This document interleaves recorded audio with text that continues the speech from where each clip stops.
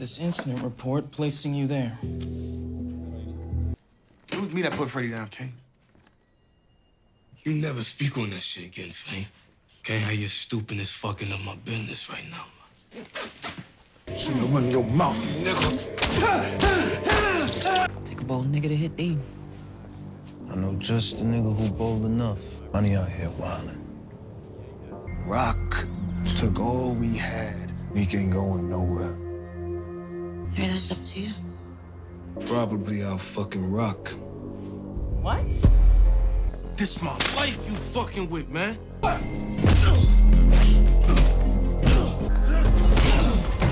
It take on its own life. I'm the big dog now.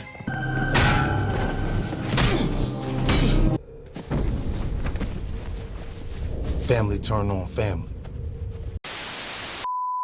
Welcome back, Top Notch Gang, and in this video we're breaking down what looks to be the best episode of the entire season so far, season 3 episode 5 of Raising Kanan, Brothers and Keepers. So we're gonna go into everything because I made theories breaking down both of the two biggest things that were gonna take place within this episode, and a lot of it actually came true. So of course we got to talk about Famous, the murder of Freddie he did at the end of season 2, and how it's finally coming full circle. He got arrested, they questioned him about it, but mainly I want to focus on how Kanan didn't really give a fuck, and I think their relationship is gonna start to get worse and worse for the rest of the season, into ultimately, like a lot of you guys predicted, Kanan, the one who put down Famous. That's looking more and more likely, especially after he didn't give a fuck about Famous putting down Freddie, told him he didn't care, told him stop doing stupid shit. And then in the episode 6 trailer, he tells him, I'm dangerous too, threatening his own partner, own best friend. So we got to look into that. Also, the whole big fight everyone's been talking about, Unique getting put down by Ronnie, that whole situation, we got to get into it in this video. Ronnie coming back, fucking up Unique whole life, trying to show his dominance, show he's the big dog, and our boy Unique won, but Ronnie couldn't take his L, picked up a pipe and beat the fuck out Unique with it. And before we even dive into it later,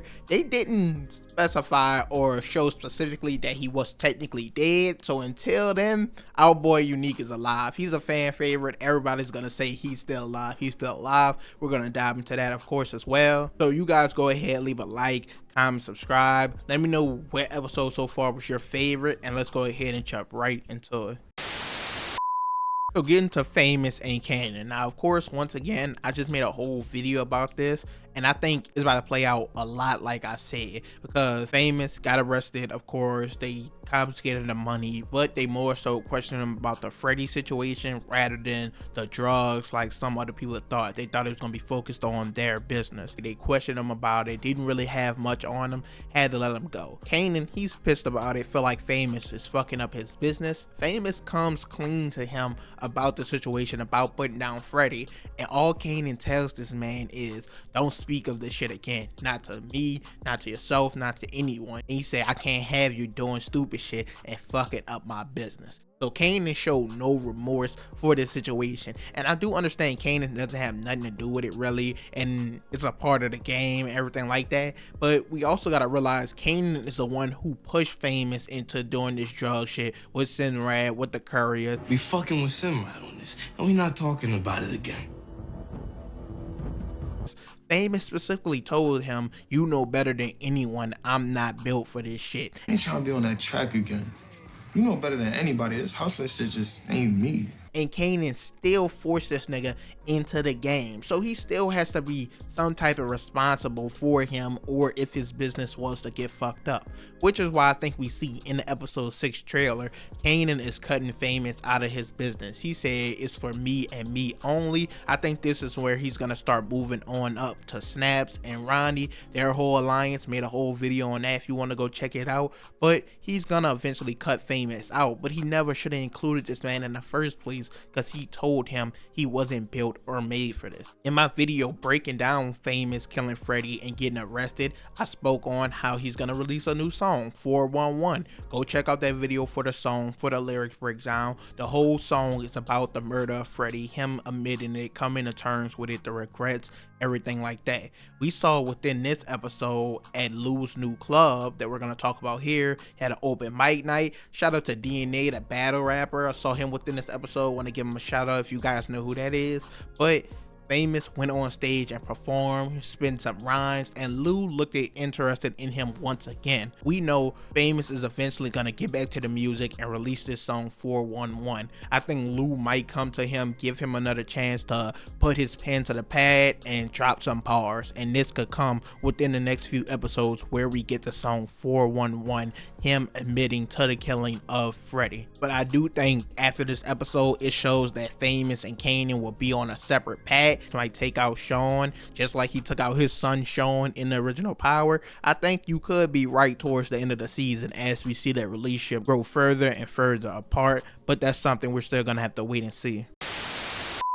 Now on to the main event of the evening, the Royal Rumble. But nah, for real, the fight between Ronnie and Unique, the shit was hilarious, bro. This nigga Ronnie, mentally ill, mentally unstable. We saw him kill Dean at the end of last episode. Unique, of course, knew it was him. At the beginning of this episode, this nigga Ronnie goes and steals a car, talking about he gonna make his own work because Unique isn't giving him any. So he goes, steals a car, says he's gonna sell it, and he says he's not about to live under Unique and his girl no more. So Unique goes and brings him to the Chinese shop, tries to show him what they're gonna be doing, and he's like, nah, I know you got some other work, I'm not fucking with this, and then starts going off about Rock again, how she took everything and left him with this bullshit, and the only reason he doesn't care is because he has his head between her legs. The nigga just crying like a bitch. So then he goes and decides to tell Unique baby mama that Unique is fucking Rock. She goes and confronts him about this. Now this nigga Unique is pissed. He's coming back, getting out of jail, and fucking up this man's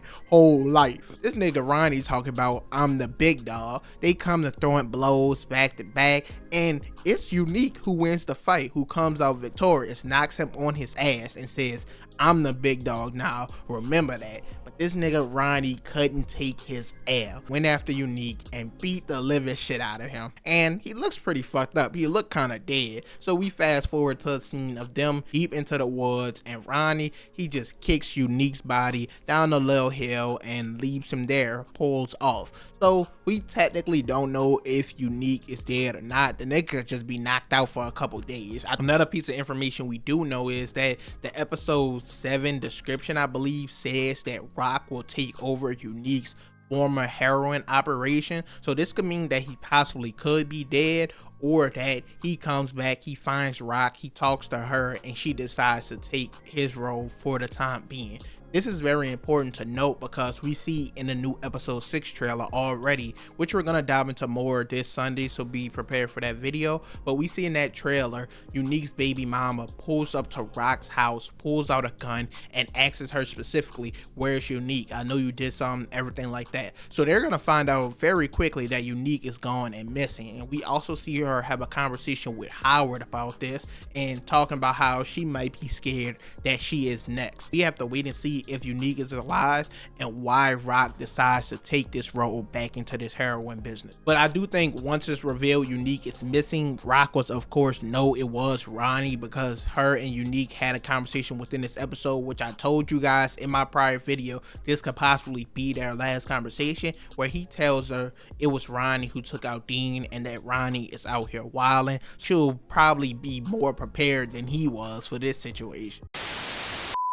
And to quickly run through everything else that happened within this episode that might be important later, one of Jukebox's friends in the girl group, she's been helping her out. They've been working together, helping her learn the steps, and she invited her to the open mic night that Lou and them had. But I think the problem might come in, this is just a theory, that she let Kanan talk to the girl, get to know her, and says she wasn't on it. But Jukebox might have feelings and fall for her in the future, and I think that girl possibly can come between Kanan and Jukebox.